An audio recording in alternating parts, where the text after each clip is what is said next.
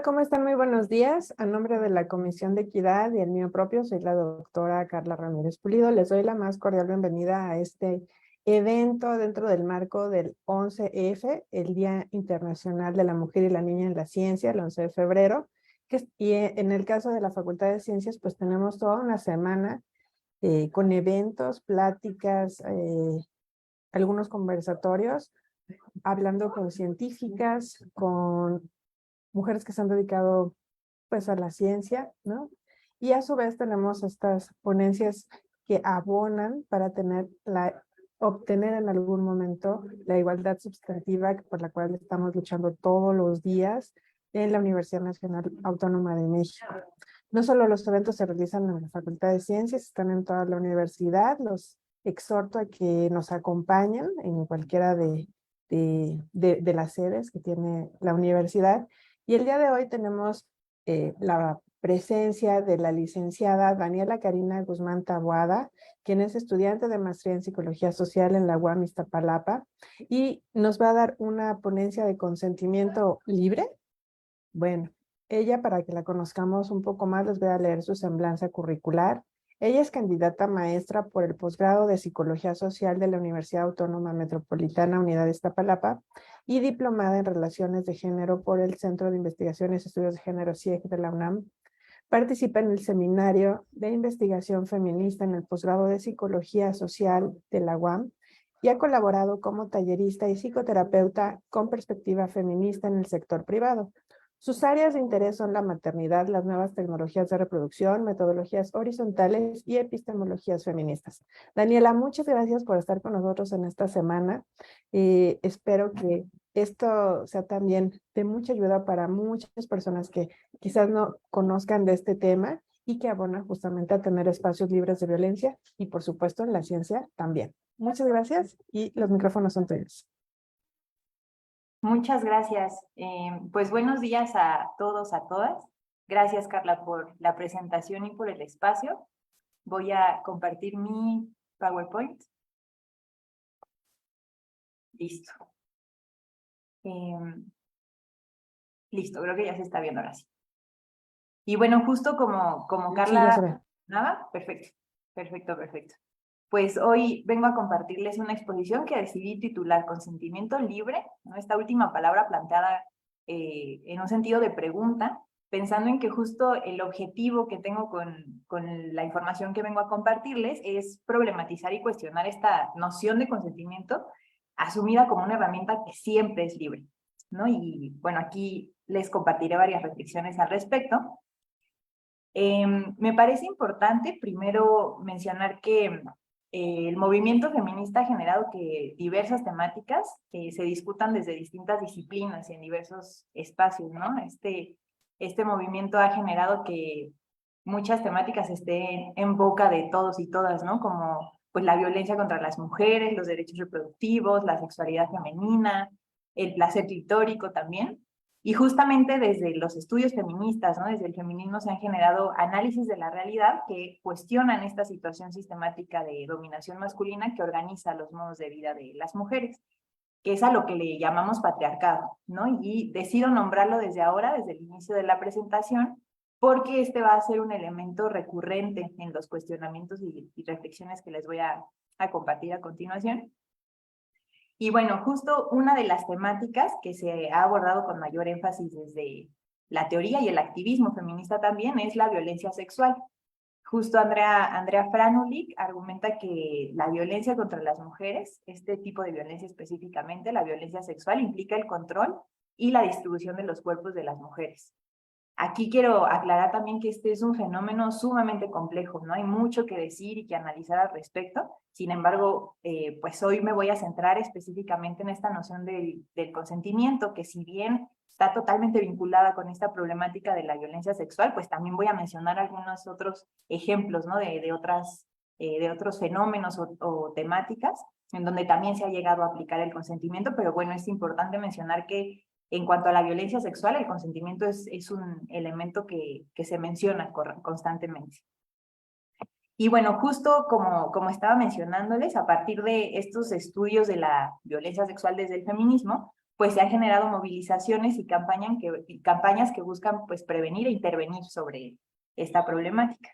Justo pues en los últimos años han surgido pues estas campañas, estas propuestas en contra de la violencia sexual desde distintos espacios, ¿no? Desde lo institucional, incluso desde un ámbito del gobierno o desde una perspectiva de género o una mirada feminista, en donde se le otorga un protagonismo al término del consentimiento, el cual podríamos mencionar que se refiere como principalmente a esta herramienta que nos permite nombrar el acuerdo entre dos o más personas para realizar una práctica sexual de una manera determinada en un momento específico.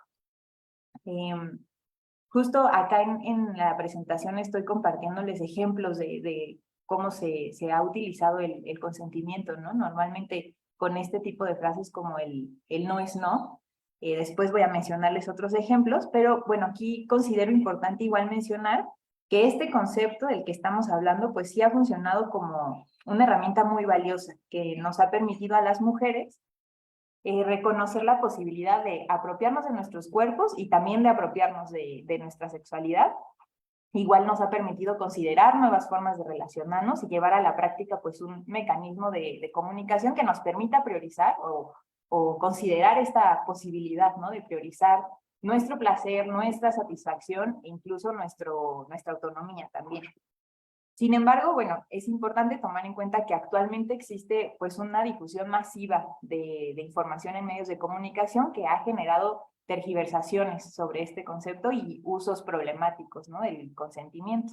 Por lo que con esta exposición pues voy a buscar problematizar esta noción y plantear estos cuestionamientos sobre estos usos problemáticos, ¿no? del consentimiento. Y pues la intención que tengo con esto es, más que llegar a respuestas, pues generar nuevas preguntas, ¿no? Que nos aporten a nivel teórico y conceptual, pero también que nos ayuden a nombrar, a discutir y analizar nuestras experiencias relacionadas con el consentimiento.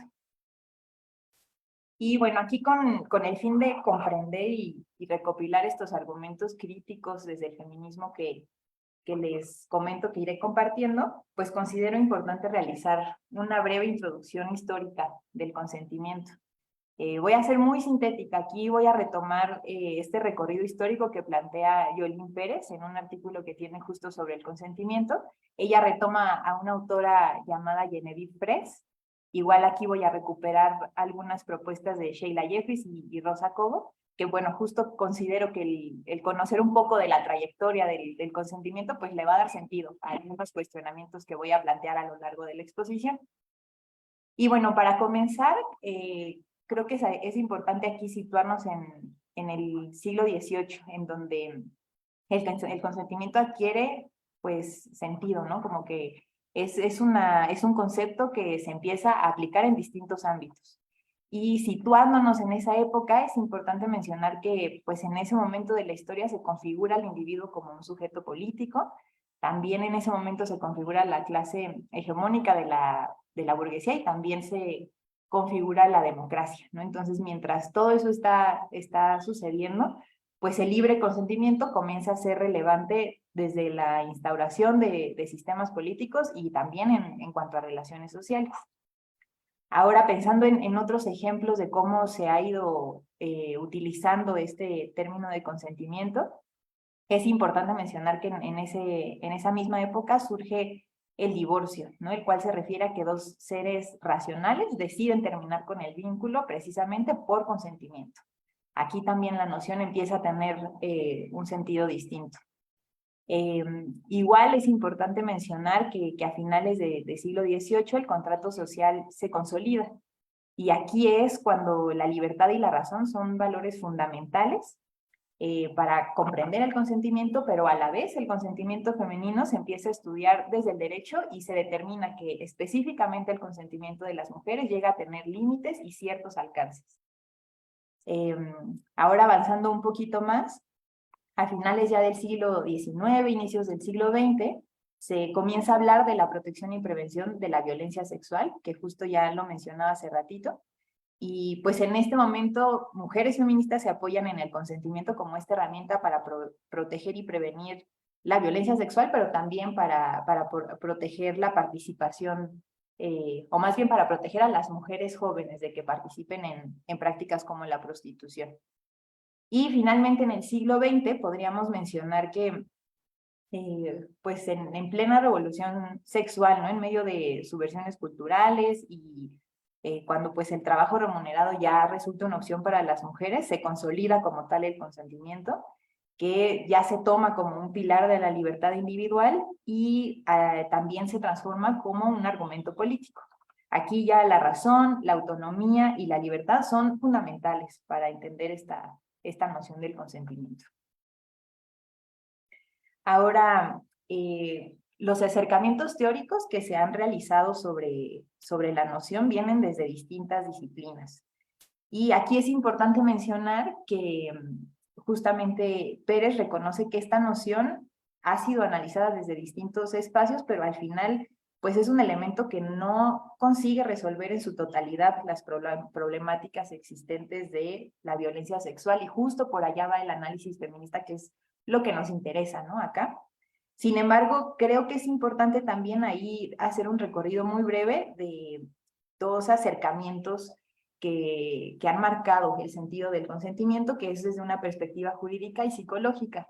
Aquí ya va a haber alguna idea de cómo el movimiento feminista y los estudios feministas cuestionan estas perspectivas del consentimiento. Y bueno, después voy a indagar y profundizar mucho más específicamente en lo que se propone desde la teoría feminista.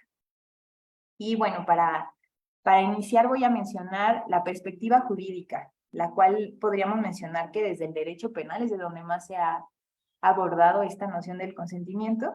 Y acá cito a Pérez, que menciona que desde esta perspectiva los seres humanos libres, autónomos y racionales se encuentran habilitados formalmente para ser agentes de consentimiento en igualdad de condiciones.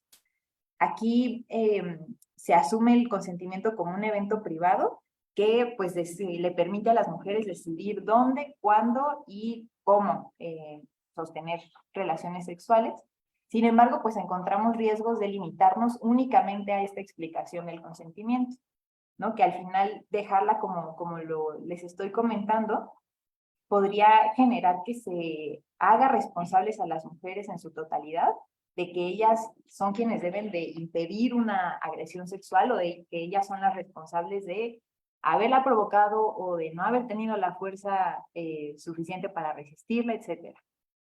Justamente esto podría generar que se justifique la violación y que haya también este riesgo de revictimizar pues a las mujeres que experimenten violencia sexual, omitiendo el contexto hasta cierto punto, ¿no? Dejando el consentimiento como un evento individual y privado. Ahora, desde la perspectiva psicológica, esta noción de consentimiento se refiere específicamente como esta herramienta que facilita que en las relaciones sexuales exista una comunicación, ¿no? Aquí la comunicación es clave, y se menciona que esta comunicación se da libremente por ya sea un sentimiento o la mera voluntad de participar en una actividad sexual. Esto puede ser pues una aceptación verbal o no verbal, o mencionando de qué manera, en dónde se busca realizar una práctica sexual. Y aquí pues el riesgo que encontramos es muy parecido al que les mencionaba de la perspectiva jurídica, que también está ahí la posibilidad de que asumir que la comunicación funciona como la herramienta ideal para solucionar la violencia sexual genera la posibilidad pues de omitir otros elementos estructurales y contextuales dentro de los cuales pues las personas tomamos decisiones, ¿no? Sería otra forma de ignorar el contexto. Y justo las consecuencias políticas principales de esto sería igual responsabilizar por completo a las mujeres de este proceso de comunicación o negociación. Aquí creo que podemos encontrar estos puntos en común, ¿no? De que sí se considera la noción de consentimiento como el resultado de una decisión consciente e intencional, que es negociada partiendo desde una igualdad de condiciones y que busca llegar como a un acuerdo mutuo, ¿no? Esto es lo que tal vez podríamos mencionar que comparten estas perspectivas. Sin embargo, pues como mencionaba, como a modo de recapitulación de esto que les comento, pues está ese riesgo, ¿no? De no cuestionar elementos contextuales, estructurales, y de asumir que las mujeres son quienes deben de desarrollar esas habilidades para comunicar sus necesidades o gustos sexuales. Y bueno, ahora, entrando mucho más al análisis feminista, voy a mencionar ahora qué es lo que se plantea, ¿no? Desde esta perspectiva, que ya di por ahí algunos ejemplos, ¿no? Con los riesgos que les mencionaba de las perspectivas pasadas. Pero bueno, justo desde el feminismo se cuestionan las consecuencias políticas de la noción y las formas en las que el consentimiento tiene una función activa en la reproducción de la dominación masculina, ¿no? Es decir, participa abonando a que se reproduzca una lógica o un orden patriarcal también.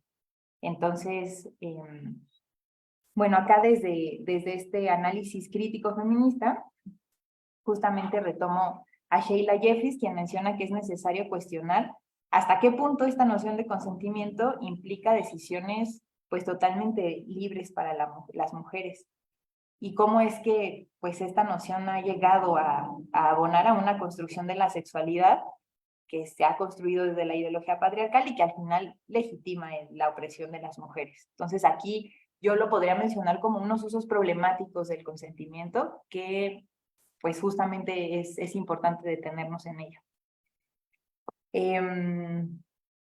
También aquí es importante justo este cuestionamiento de los usos problemáticos que menciono. Y acá recupero que Pérez, la cito también textualmente, menciona que consentir se encuentra inscrito en una lógica social en la cual las mujeres se exigen y son exigidas socialmente para resistir o conceder, mientras que constantemente los hombres son exigidos para buscar activamente el consentimiento femenino. Entonces, este resulta uno de los usos problemáticos del consentimiento precisamente, en donde podemos caer en esta lógica en la que las denuncias por violación, por ejemplo, cuando la víctima pues participa un poco en la práctica sexual, y por participar un poco me refiero a que está inmersa en ello, se puede interpretar como que lo consintió de alguna manera. Y bueno, justo desde esta perspectiva feminista se resalta la desigualdad y las relaciones de poder entre hombres y mujeres, que pues fomenta este orden patriarcal y que nos llevan a cuestionar también qué tanto este consentimiento se encuentra basado en una equidad. Justo también es importante aquí resaltar que en muchos casos, en ejemplos que igual voy a mencionar, la noción de consentimiento consigue pues sostenerse en desigualdades de género. Y aquí voy a retomar algunos planteamientos de autoras feministas que problematizan otros conceptos relacionados con el consentimiento, como el contrato, la decisión y la privacidad. Y si bien son teóricas que han profundizado un montón en sus propuestas, pues aquí no voy a profundizar del todo en lo que ellas proponen. Sin embargo, voy a recuperar algunos elementos que nos van a permitir analizar y problematizar el consentimiento únicamente. Y pues acá voy a mencionar a Catherine McKinnon, quien se basa en esta premisa de que lo personal es político, y a su vez ella cuestiona esta separación de lo público y lo privado, que bueno, es un análisis muy complejo en el que no me voy a detener, pero es importante mencionarlo, porque justo la autora resalta que lo que se asume como parte de esta esfera privada es eso que el feminismo considera central en el análisis de la opresión de las mujeres, ¿no? Por ejemplo, se considera parte de la esfera privada el cuerpo, la heterosexualidad, la reproducción, las relaciones sexuales, las emociones, todo esto incluso considerado íntimo. Y a partir de aquello que es considerado privado es que a las mujeres también se nos ha limitado, ¿no? La identidad, nuestra autonomía, nuestra autodefinición también. Y es importante mencionar que justo en esta esfera que se nombra privada, en la que es en donde las mujeres deben de consentir, ¿no? Es en donde al final sucede el consentimiento en una relación sexual. Entonces, pues McKinnon justamente cuestiona que esta esfera que se asume privada resulta totalmente política, ¿no? Más que privada, y sería importante mencionar cómo es que el asumir que esto es privado puede generar que también el consentimiento quede como un elemento poco importante, ¿no? O relevante de llevarlo a un análisis, digamos, estructural también. Igual es importante mencionar que McKinnon habla de cómo en las sociedades, heteropatriarcales, resulta problemático que el consentimiento de las mujeres se fundamente solamente en este empoderamiento femenino por medio de la sexualidad. Porque pues al final sí resulta una herramienta para decidir cómo y con quién mantener relaciones sexuales, pero pues se deja fuera este análisis de la estructura patriarcal que pues también construye una idea de la sexualidad, la cual pues reproduce roles sexuales en nombre de un libre consentimiento. Ahora, por otro lado, acá recupero lo que Carol Pateman propone en su libro titulado El consentimiento sexual, y ella menciona que justo esta noción de consentimiento se puede reconocer como indispensable, pero indispensable solo en el mundo público. Y ella acá da un ejemplo en donde habla de que, por ejemplo, en una violación sería relevante, ¿no?, hablar del consentimiento. Sin embargo, en las relaciones matrimoniales puede ser que el consentimiento resulte justo lo contrario, ¿no? Resulte un elemento irrelevante al asumir que por medio de ese contrato matrimonial que sucedió, pues ya se otorgó el consentimiento pues una vez y para siempre de mantener relaciones sexuales, ¿no? En este caso. Justamente Pateman propone el concepto de contrato sexual, con el que plantea que el concepto tanto de contrato como el de individuo no parte desde una neutralidad, sino que más bien, bueno, y más bien no solo no parte de una neutralidad sexual, sino que aparte oculta la subordinación de las mujeres. Y aquí ella pone varios ejemplos. Ella también analiza justo el matrimonio, como les mencionaba, los vientres de alquiler, la prostitución también. Y aquí a modo de ejemplo voy a retomar lo que menciona sobre los vientres de alquiler, y ella dice que las implicaciones políticas de este contrato de subrogación, en donde se genera este acuerdo de una pareja o una persona soltera que compra pues el útero de una mujer, podemos encontrar que el contrato y el consentimiento también se utilizan como una nueva forma de acceso y de uso de los cuerpos de las mujeres. Ahora, por otro lado, voy a retomar las propuestas que realiza Alicia Puleo, y ella rescata este concepto de patriarcado, que como lo mencionaba al inicio, podríamos definirlo, y justo Alicia Puleo es quien lo define de esta forma, como la hegemonía masculina en sociedades antiguas y modernas, que resulta un elemento clave para denunciar una situación sistemática de dominación masculina. Justamente Puleo menciona que esta sujeción u opresión femenina yace en una apropiación masculina de la sexualidad y de la reproducción. Ella menciona que estos son elementos sumamente importantes para comprender de qué manera opera este patriarcado. Igual, Puleo menciona que todo sistema patriarcal está basado tanto en la coerción como en el consentimiento, y menciona que estas dos formas de patriarcado se pueden caracterizar específicamente. Sin embargo, ella también aclara que al dividirlas y darles ciertas características, esto no implica que pues en una realidad pase uno u otro. Es decir, haya un patriarcado de coerción o de consentimiento, que estén separados. Menciona que estos están totalmente imbricados. Sin embargo, con fines de generar un análisis o de aclarar su propuesta teórica, pues los define de manera separada, digamos. Y bueno, Puleo argumenta que este patriarcado de coerción se refiere a unas normas cotidianas que sancionan con violencia aquello que está prohibido para las mujeres.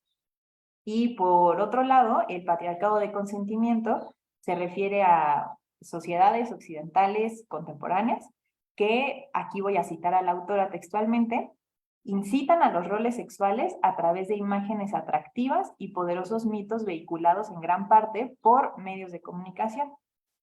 Creo que va a ser importante mencionar algunos ejemplos al respecto para que quede un poco más claro lo que propone Alicia Puleo. Y sobre el patriarcado de coerción, la autora menciona como ejemplo las normas coránicas presentes en algunos países islámicos, como las que determinan que las mujeres condenadas por adulterio deben de ser lapidadas. justo también respecto a la sexualidad, Puleo menciona a modo de ejemplo del patriarcado de coerción, la amputación y la ablación de clítoris, labios mayores y menores, que se lleva a cabo con el fin de eliminar o delimitar el placer erótico femenino. Y por otro lado, aquí podemos mencionar un ejemplo ahora del patriarcado del consentimiento relacionado con la sexualidad. Aquí la autora nombra la revolución sexual que sucede en los 60, 70, que, bueno, si bien es un movimiento que contribuyó pues a la libertad y al reconocimiento del placer y la sexualidad de las mujeres, también por ahí podríamos encontrar que se cuela un discurso construido a partir de valores masculinos sobre la sexualidad. Y para ejemplificar estos valores masculinos, podría ser que se construye la sexualidad vinculándola con un desapego emocional, desde una idea de coitocentrismo, desde una idea del placer relacionado con la alta frecuencia, entre otros. Y bueno, justo como con el fin de resumir un poquito esta propuesta que realiza Alicia Puleo, el patriarcado de consentimiento entonces se presenta de manera que las mujeres llegamos a considerar o a creer que estamos actuando en libertad cuando estamos obedeciendo al final nuevas consignas sociales. Y justo acá creo que podríamos, pues sí, recapitularlo también con un ejemplo, ¿no? Pensando en que el patriarcado de coacción en otros momentos históricos que podríamos ahí ir reconociendo, se podría ejemplificar en que pues se había tenido la opción para las mujeres o de ser madre, o de ser monja, o de ser prostituta. Mientras que el patriarcado de consentimiento ahora pues nos dice que podemos ser todo al mismo tiempo, ¿no? Es decir, podemos fungir como madres, como monjas que también aportan fuerza de trabajo, digamos, como a una colectividad, e incluso hasta prostitutas, pensándolo en un sentido incluso simbólico en el que nos encontramos con la imposición de cumplir sexualmente estándares masculinos, ¿no? Respecto a la sexualidad, obviamente. Y bueno, acá, en este sentido, resulta importante reconocer que el consentimiento funge como una herramienta muy importante para reconocer el derecho de las mujeres en negar el acceso a sus cuerpos y justo también para sustentar una denuncia social. Es importante reconocer que justo el poder hablar del consentimiento nos ha permitido esto. También nos ha permitido reconocer esta capacidad de agencia y la autonomía que tenemos las mujeres, que históricamente también se nos ha negado.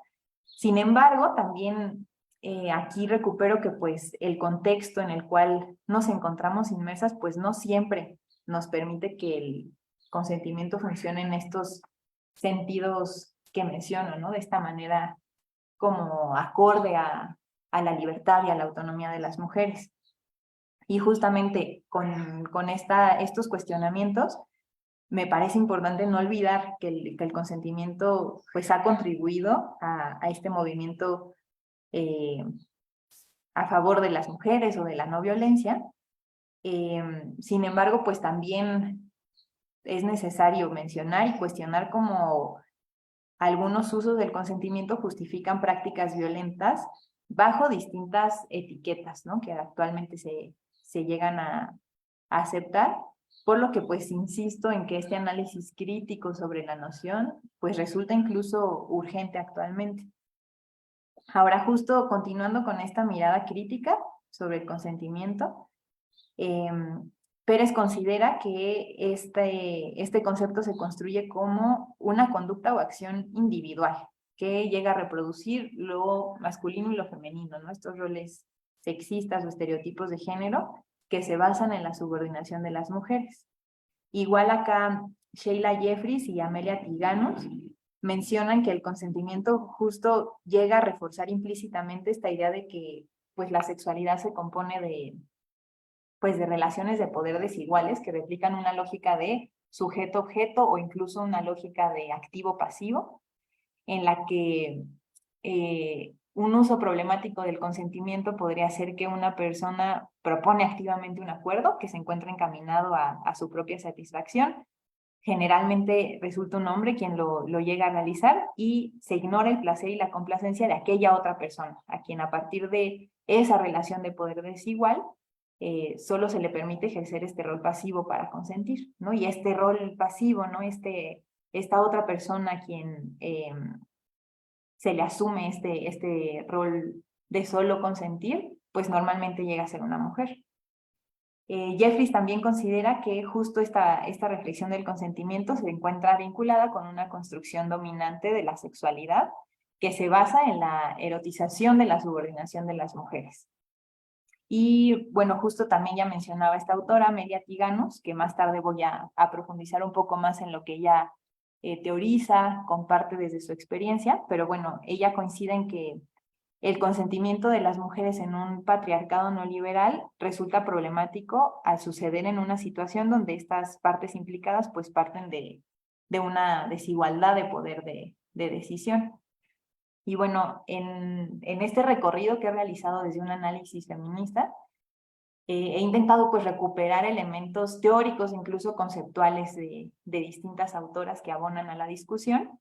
Sin embargo, creo que va a ser importante pues darle sentido a todos estos conceptos o teorías que en muchos sentidos se tocan entre ellas, con algunos ejemplos, ¿no? Entonces, a continuación voy a intentar ahí ejemplificar de cierta forma cómo existen algunos usos problemáticos, ¿no? del consentimiento y pues resaltando otra vez la importancia de cuestionarlos.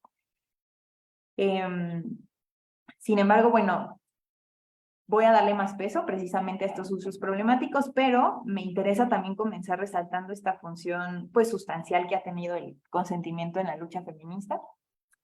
Y pues voy a repetir un poco lo que mencionaba hace ratito, pero ahora con estos ejemplos, y es que justo el consentimiento ha conseguido abonar a la legitimación del derecho de las mujeres para controlar y decidir sobre sus cuerpos, con lo que podemos pues ejemplificar justamente con algunas consignas que yo creo que todas conocemos, ¿no? Y que se han popularizado un montón, desde la frase de no es no, que les presentaba en una de las primeras diapositivas, como pues estas consignas sobre las tesis, ¿no? De la culpa no era mía, ni dónde estaba, ni cómo vestía, el violador eras tú. También otra consigna que menciona no, que te dije que no, mi cuerpo es mío, yo decido, tengo autonomía, yo soy mía.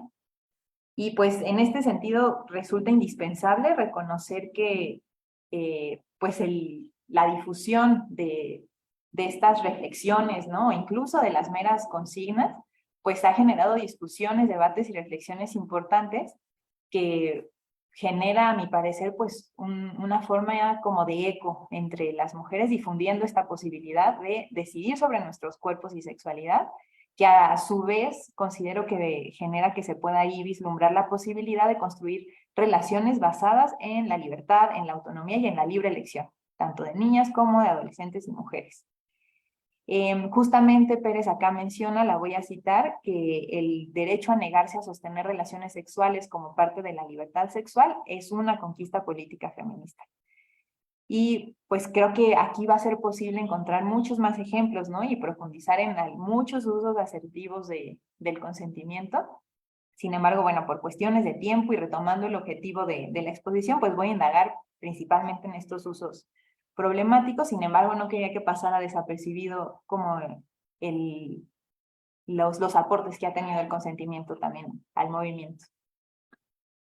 Bueno, ahora regresando a las polémicas que surgen aquí alrededor del consentimiento, encuentro pues los debates sobre, por ejemplo, la edad que se considera aceptable para poder conseguir una práctica sexual. Y acá, sobre este tema, creo que es súper importante reconocer pues los beneficios de trabajar con niñas y niños utilizando, ¿no? la noción del consentimiento como una forma para prevenir el abuso sexual infantil y sensibilizar sobre la violencia y el autocuidado.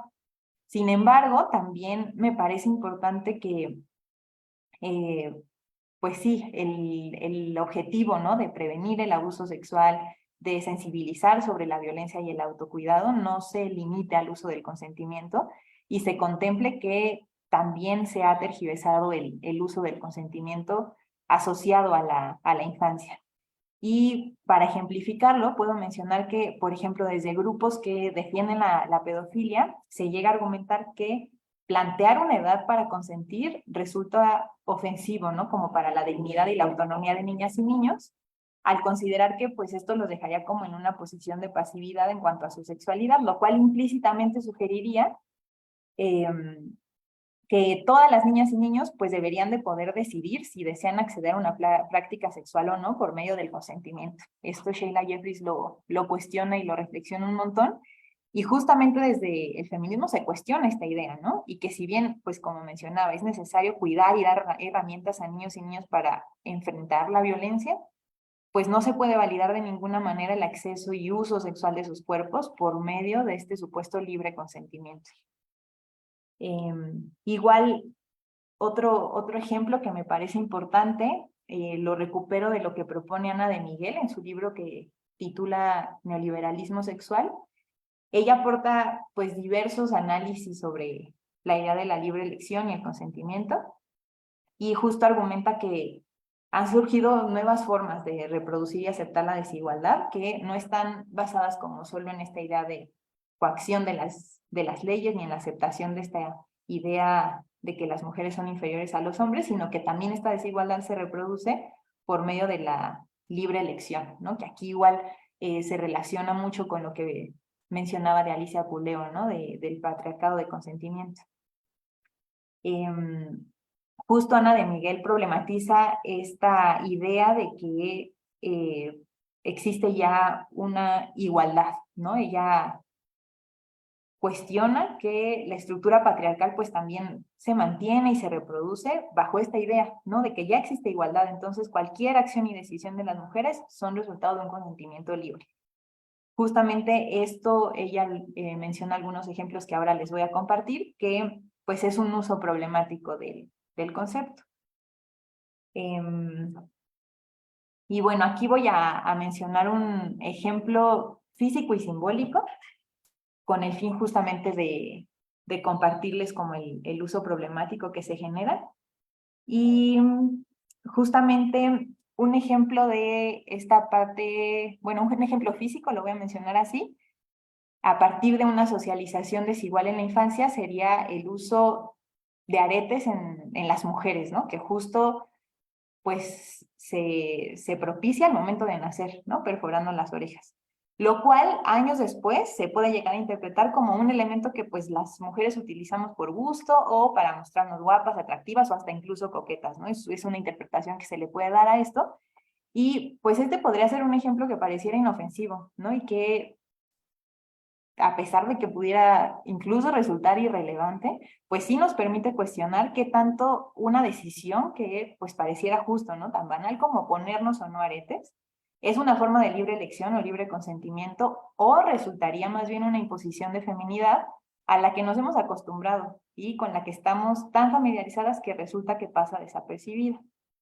Igual ahora desde una dimensión simbólica, sobre justo esta socialización en un patriarcado de consentimiento, lo podría ejemplificar con el apellido del padre, que Ana de Miguel indaga muchísimo en estos ejemplos en su libro, recomiendo muchísimo revisarlo. Y pues sí, el considerar que el apellido del padre va primero, pues actualmente incluso podría resultar de poca importancia, ¿no? Incluso hasta se llega también a asumir como irrelevante. Y si bien cambiar el apellido paterno por el materno no va a transformar en su totalidad una situación sistemática de dominación masculina, pues sí resulta un ejemplo a nivel simbólico en el que se justifica bajo pues el concepto de consentimiento. Y a su vez podríamos cuestionar qué tanto es consentimiento o resulta una situación impuesta sobre las mujeres, que justo Ana de Miguel menciona que a nivel simbólico pues perpetúa una ley del padre, ¿no? Bueno, otro ejemplo también sobre esta problematización que realiza Ana de Miguel sobre la libre elección y el consentimiento, la podríamos vincular con el amor, en donde las mujeres experimentamos desde muy pequeñas una presión social por desarrollar una identidad determinada por el amor como el proyecto de vida. No sé, el amor tiene que estar en el centro de quiénes somos y de lo que queremos hacer. lo que nos lleva a subordinar estos proyectos personales que tenemos a los de la pareja. Pero a la vez, conforme crecemos, se niega esta presión, ¿no? Y incluso se llegan a interpretar comportamientos colectivos, ¿no? De las mujeres como libre elección o consentimiento, ¿no? Porque es nuestra forma de ser, es como nos gusta, etcétera. Incluso acá es importante mencionar, ¿no? Que revisando, pues desde revistas para adolescentes, que así lo menciona Ana de Miguel, yo podría mencionar que también en redes sociales, podríamos mencionar que se mantiene esta idea del príncipe azul. Y ahora ya no se trata de esperarlo y que llegue, sino que se transforma un poquito esta idea del príncipe azul y se habla ahora de esta idea de actuar y de enamorarte y de conseguir al chico. Sin embargo, pues la imposición de que las mujeres debemos de darle sentido a nuestras vidas a partir del amor, pues se mantiene, ¿no? Y ahora se plantea como una posible libre elección.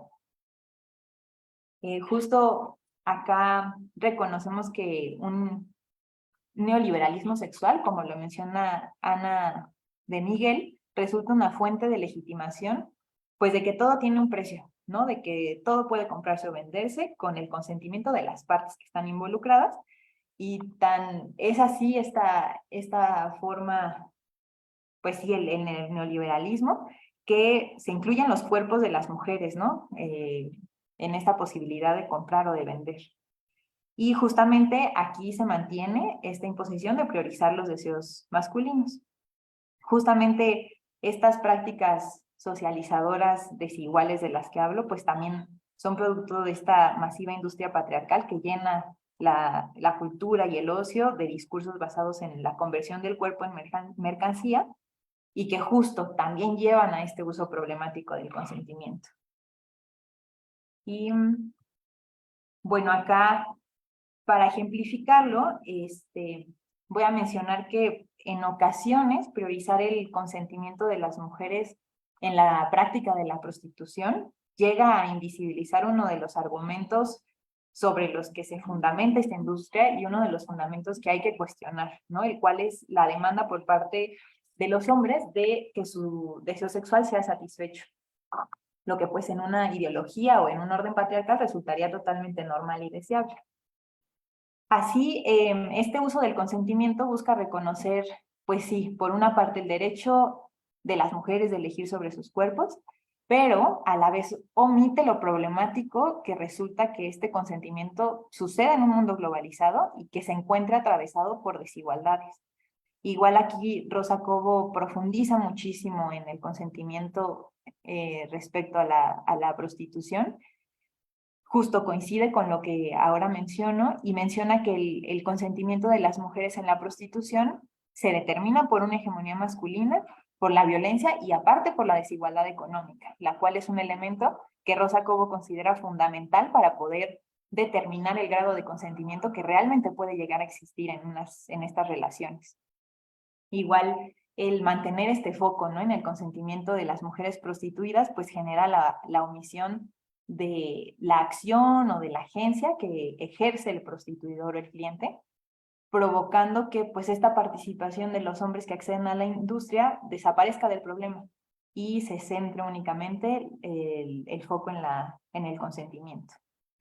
Ahora, creo que este ejemplo de la prostitución resulta sumamente complejo, ¿no? Y considero que si bien es muy particular y tiene elementos específicos, ¿no?, de la práctica, también nos permite vislumbrar cómo estos usos problemáticos de la noción de consentimiento pues se trasladan a otros fenómenos que experimentamos las mujeres. Y pues de esta manera también creo importante integrar a esta discusión la voz de Amelia Tiganos, que ya la mencioné anteriormente, quien es oradora, escritora y activista abolicionista rumana, superviviente de la trata de mujeres. Esta autora fue vendida a un proxeneta a los 17 años y a partir de su experiencia dentro de la prostitución, argumenta sobre el uso del consentimiento, lo problematiza un montón también y menciona cómo pues justo llega a justificar situaciones de violencia y explotación. Acá creo que el recuperar lo que ella menciona desde su experiencia nos va a permitir también pues traer a colación varios conceptos que ya mencionaba anteriormente. Justo Amelia Tiganos menciona, la voy a citar acá, que lo que ocurre es que el intercambio de dinero hace que la violencia sexual pues quede justificada, apelando al consentimiento de las mujeres prostituidas. Pero aquí se confunde el consentimiento con resignación. Esto justo nos confirma lo que ya he ido mencionando como uno de los grandes cuestionamientos sobre el consentimiento, que es la importancia de situar y contextualizar el uso del concepto de consentimiento, pues reconociendo las estructuras sociales que organizan nuestros modos de vida. También Amelia Tiganus, la voy a citar y estoy citando lo que ella menciona en el libro que escribe, que se titula La revuelta de las putas, y ella menciona que consentir es demasiadas veces sinónimo de sobrevivir y nos convierte en culpables, culpables de elegir la vida aun cuando la vida es un infierno. Dejemos de fijarnos en el consentimiento para mirar a la cara la injusticia y a quien la perpetúa. Justo acá también se retoma lo problemático que resulta pues asignar la responsabilidad total del consentimiento a las mujeres y darle únicamente el foco al consentimiento de las mujeres. Y por último, cito también a Amelia Tiganus, menciona que lo último que necesitamos las víctimas de violencia sexual es un mercado de la explotación sexual. Aún así, hay quien se empeña en legitimarlo y consolidarlo en nombre de la libertad de quienes hemos sufrido el robo de la identidad y de la integridad moral y física. Tras este atentado, y sin reparación del daño causado, es perverso y profundamente dañino hablar del consentimiento de las colonizadas, y no del proceso sistemático de colonización del cuerpo y la mente de las mujeres, con el fin de explotar el único bien que el mercado considera valioso, el cuerpo. Ni el patriarcado ni el capitalismo le interesa nuestro valor como seres humanos íntegros, capaces de crear pensamientos, sentimientos y valores. Somos humanas convertidas en cuerpos, cuerpos para procrear, para penetrar, cuerpos desconectados de la vida propia, cuerpos al servicio de los demás, vidas destruidas. Bueno, acá las reflexiones y experiencias de Tiganus pues nos permiten reafirmar que utilizar esta noción de consentimiento para validar los acuerdos inmersos en relaciones de poder y desigualdades estructurales y omitir el análisis de justo este contexto, pues no resulta suficiente para prevenir y detener la violencia sexual. Y pues para concluir, voy a retomar varios elementos que he ido mencionando a lo largo de la presentación. Y pues justo creo que podemos reflexionar que esta noción de consentimiento se puede analizar desde una dimensión estructural como relacional, ¿no? Aquí esto lo menciona Pérez. Y también resulta fundamental cuestionar el consentimiento sexual cuando este resulta, ¿no?, como asignado meramente a las mujeres y cuando se excluye a los hombres en su totalidad. Justo para ejemplificarlo un poquito, digamos, es importante partir desde un análisis en el que tomemos en cuenta pues el orden patriarcal y estas relaciones de poder que genera esta lógica patriarcal entre hombres y mujeres, que pues sí, menciona, bueno, más bien genera estos usos problemáticos del consentimiento que ya mencionaba, ¿no? Y que pues en términos generales se pueden resumir en que perpetúa esta idea de que los hombres jueguen un papel activo de pedir, insistir y convencer, mientras que las mujeres pues llevan a cabo el rol pasivo de ser pedidas, de consentir o de resistir. Justo también resultaría fundamental analizar de manera crítica el concepto de consentimiento, que también pues este análisis crítico nos permitiría desnaturalizar ciertos elementos como pues, roles sexistas, ¿no? Lo asignado femenino-masculino, el rol activo-pasivo, consiguiendo así pues politizar el uso de este término, que con politizarlo nos referiríamos a enmarcar el concepto de consentimiento dentro del contexto actual que se encuentra determinado por estructuras sociales. Ahora considero que uno de los grandes retos para el feminismo es el de hacer visible la injusticia y desigualdad social que se encuentran determinadas por un orden patriarcal. Acá Ana de Miguel también abona la discusión y menciona que tomar en cuenta que las normas de género, roles sexistas pasan desapercibidos, pues nos invitan a mantener un cuestionamiento constante sobre la supuesta igualdad en la que vivimos y a discutir justo sobre esta idea de consentimiento como la solución ante, pues, no solo la violencia sexual, sino en general la violencia machista. Justo en este sentido, pues también considero fundamental integrar al análisis del consentimiento, pues la capacidad de agencia y la autonomía para decidir que tenemos las mujeres, ¿no? Sin dejar de cuestionar estos usos problemáticos de esta noción. Y finalmente considero pues importante también reconceptualizar la sexualidad con el fin de cuestionar cómo y cuándo el consentimiento sí resulta una noción acorde con la construcción de políticas sobre sexualidad que van encaminadas a la libertad de las mujeres. Justo, pues esta reconceptualización de la sexualidad implicaría cuestionar la concepción dominante, la cual se basa en que se utilice el cuerpo ajeno como objeto sexual, que pues normalmente es el cuerpo de una mujer. Justo acá, bajo esta construcción de la sexualidad, esta construcción dominante, pues está el riesgo que ya hemos mencionado, ¿no? De que el consentimiento sea una herramienta más bien para negociar la inequidad de relaciones heterosexuales y perpetuando que el uso de los cuerpos de las mujeres ahora se justifique bajo esta idea de consentir. Y pues para concluir retomo esta propuesta de Jeffries, ¿no? Quien considera que la transgresión del consentimiento, de estos usos problemáticos, ya resultaría una posibilidad hasta emocionante que permite una reconceptualización justo de la sexualidad lejos de esta idea de dominación-opresión y centrada en el placer mutuo y la satisfacción.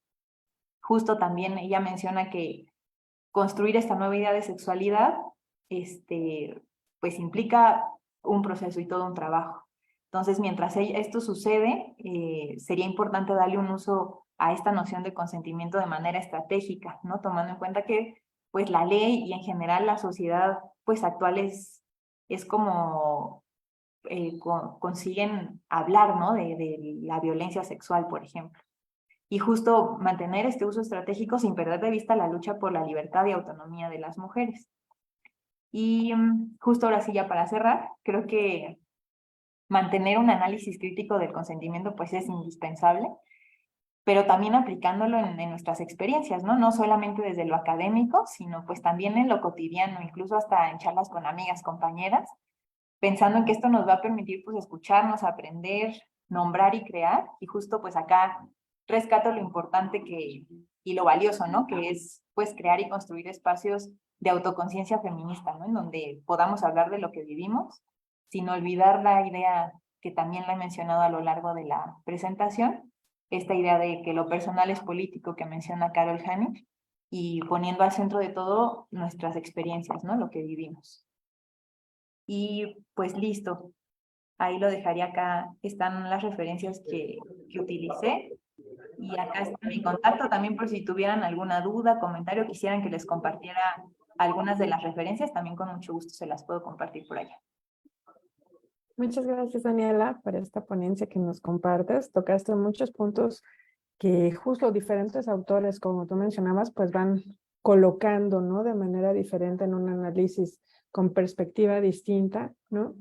Y bueno, pues agradecerte esta ponencia, creo que hay mucho que reflexionar al respecto, porque bueno, todos los autores, todas las autoras, pues a veces diremos, eso no me late tanto, esto va en contra de los derechos humanos, y entonces eso abona a la reflexión, pero siempre yo creo que debemos de marcarlo ya en la actualidad, también dentro de los derechos humanos, ¿no? Con esa perspectiva, porque como bien mencionabas, por ejemplo, cuando dijiste lo de las niñas, ¿no? Los niños que tienen ese derecho al consentimiento, sí, pero muchas veces ese derecho pues es también algo que tenemos que ver que no, a veces no tienen toda la información para tomar esa decisión, ¿no? Y hay que siempre pues salvaguardar sus derechos como infantes, ¿no? Entonces es muy importante que lo reflexionemos. Sí lo mencionaste, pero quiero hacer hincapié para que no se transgiverse, ¿no? Porque es importante que siempre veamos en pro de los derechos de los niños y niñas, ¿no? Antes que otra cosa, aunque ellos consientan, a veces creo que es una discusión difícil y hay que verlo también con esa perspectiva de derechos humanos. Te dice Gladys, muchas gracias por la ponencia, es un tema muy importante. ¿Tú cómo apoyarías a alguna persona que conoces que está pasando por una situación complicada, donde normalmente las hacen sentir menos y luego no se logran hacer valer por sí mismas?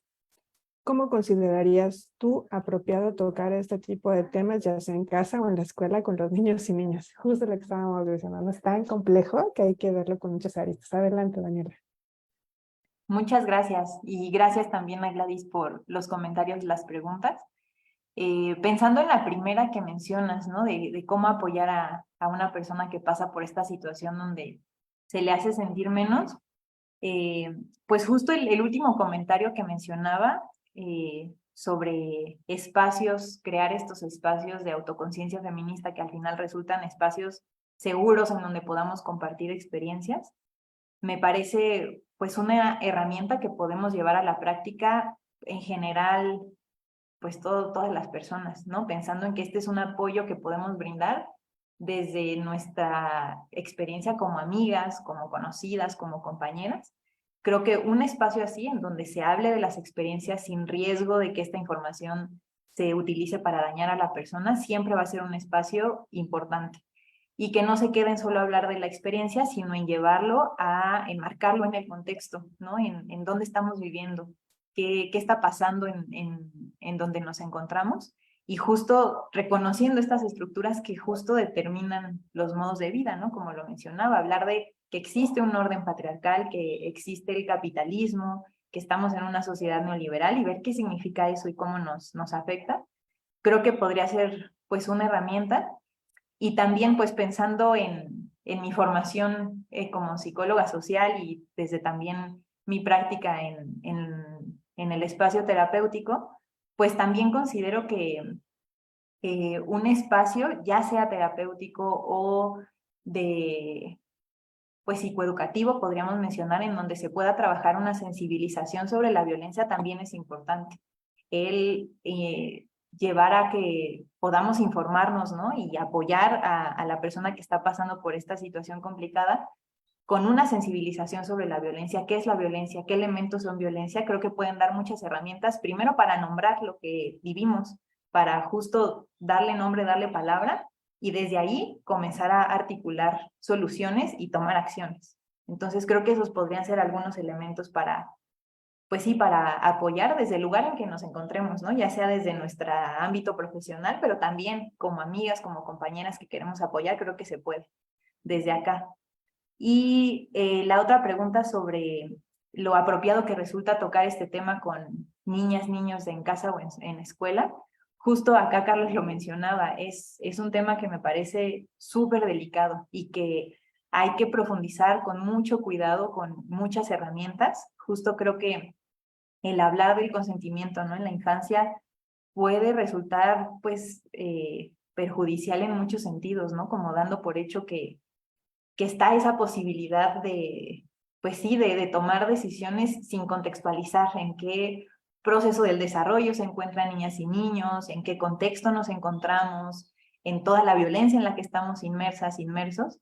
Entonces, aquí pues también me apoyo de estas herramientas que comentaba, de una sensibilización sobre la violencia, obviamente adecuando, ¿no? El lenguaje pues un lenguaje que sea adecuado para la infancia, pero pues hay un montón de ejemplos que se pueden utilizar para sensibilizar. Me refiero a sensibilizar con empezar a explicar la realidad en la que vivimos, ¿no? Y hablar de lo que pasa, de lo que está a nuestro alrededor, para así poder entenderlo.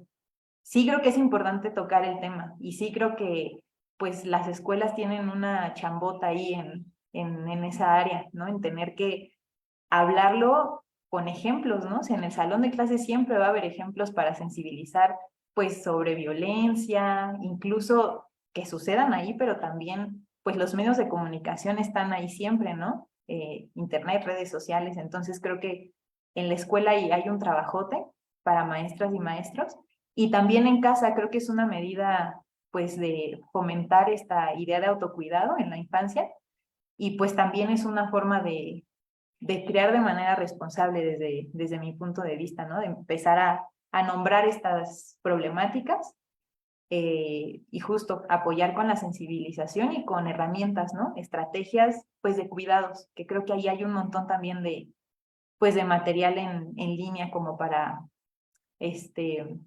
proponer herramientas, ¿no? El no permitir que se toque el cuerpo, pues sí, un montón de herramientas, pero definitivamente creo que es importante sí tocarlo con niñas y niños y no una vez, ¿no? Tocarlo todo el tiempo y aparte, pues conforme se va creciendo, se van conociendo otras cosas y entendiendo distinto, entonces sí, no dejarlo en solamente una serie.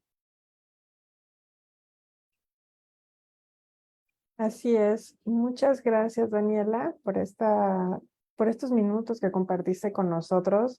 Es muy importante tocar este tema, empezar a hablarlo, analizarlo, por supuesto, desde la academia, pero también ponerlo en práctica, ver nuestros contextos, verlo bajo un paradigma de derechos humanos, siempre promoviendo el bienestar, en este caso del infante, pero también de cualquier persona. Estamos hablando como todos somos personas y tenemos derechos, pero también pues tenemos derecho a estar informados, a tener de manera, tomar de manera consciente decisiones, pero por supuesto nuestras decisiones van siendo diferentes y con diferentes matices y carga, depende de nuestra edad, ¿no? Y de la situación en la que nos encontremos. Entonces, creo que este tema hay mucho que analizar, todavía hay, creo que mucho que discutir. Qué bueno que se está dando estas pláticas. Celebro que estemos analizando, ¿no? Todas estas perspectivas, analizando autores, autoras, porque eso justamente va a enriquecer el discurso y finalmente que las personas, y si es necesario los niños, pues estén informados y tomen las decisiones correctas. Si son niños, por supuesto, tienen que tener a sus padres o tutores que estén a cargo de ellos, ¿no? Que les expliquen, como tú decías, porque es una situación que no solo le incumbe a la escuela, sino desde casa, ¿no? Empezando ahí, claro, la escuela también, ¿no? Y todos en general, la sociedad, pues también tendríamos que hacer una reflexión y un análisis acerca de qué tenemos que hacer para tener espacios simplemente libres de violencia para todos, ¿no? Y estas perspectivas, pues, abonan y te agradezco en nombre de la comisión de tu participación. Si nos dejas pensando mucho, bueno, yo creo que estoy acá, dije, claro, hay que revisar autores y hay que analizarlos y estaremos de acuerdo o no, pero sí hay que hacer el análisis, ¿no? Entonces te agradecemos a nombre de la comisión de nuevo esta participación, a toda la audiencia. Muchas gracias por estar con nosotros y en breves minutos salimos con la siguiente ponencia con el doctor Itzaman. Muchas gracias y hasta luego.